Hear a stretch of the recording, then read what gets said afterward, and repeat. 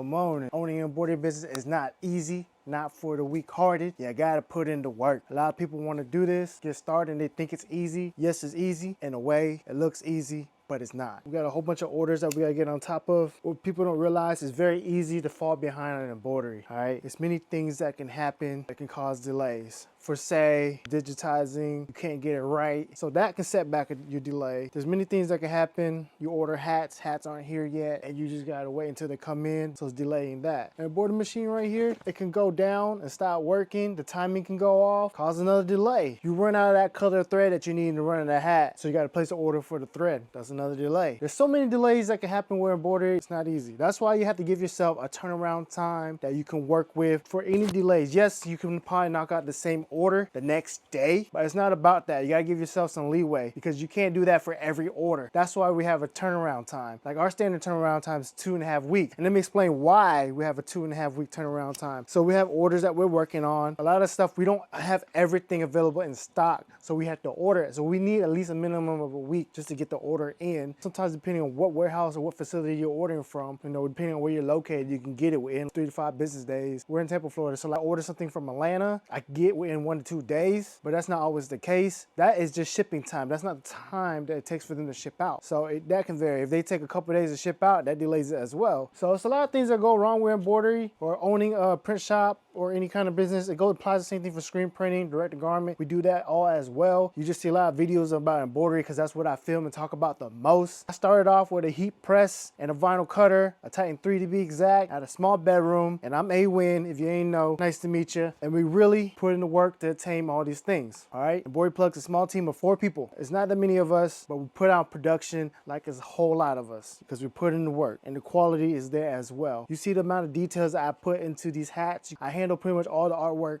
but you can't do all this alone as well. So if you're trying to grow an embroidery business, you need a team. Also on top of that, I got a question in my DM yesterday was, how can I grow my embroidery business? One machine's not enough, and one machine isn't enough, especially trying to do embroidery at scale. One machine's not enough. So because you gotta think about it, if you're only making one hat, and one hat takes you 20 and 30 minutes to make one hat, how much you gotta charge that hat?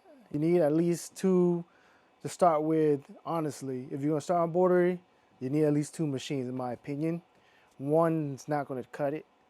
And slowly work up, add another one. With us, we only have 4. We're technically 5, but that one behind me is down. But we have 4 that we work with. Minimum, I say, depending on how big your team is, you do need 4 to 6 machines, depending how big you are. If it's just you and one other person, you're not gonna be able to run more than 6 to 8 machines. It's gonna be very tough. That's very subjective as well. Maybe you're able to. Everybody's working capacity is different. But what I do and the amount of hats that I have to wear and do what I gotta do, my capacity is probably a lot higher than most people, and I do a lot. So you gotta work within your capacity to what you can do, but embroidery is not easy. There's many delays that can happen, and today's Sunday, and I just put in the work. Most days on the weekend are just catch-up days or days where I kick back some, but Mondays to Fridays is straight work, from filming these videos to getting back to people to making designs to knocking out embroidery. And a lot of delays, it's not on you, it's more on external factors. Let's say, for say your worker, your teammate, or whoever that may work for you or assist you with embroidery doesn't show up when they need to show up, and they don't work the hours they need to work. It causes more delays. It is what it is, but at the end of the day, the people that order for you don't give a fuck about your delays.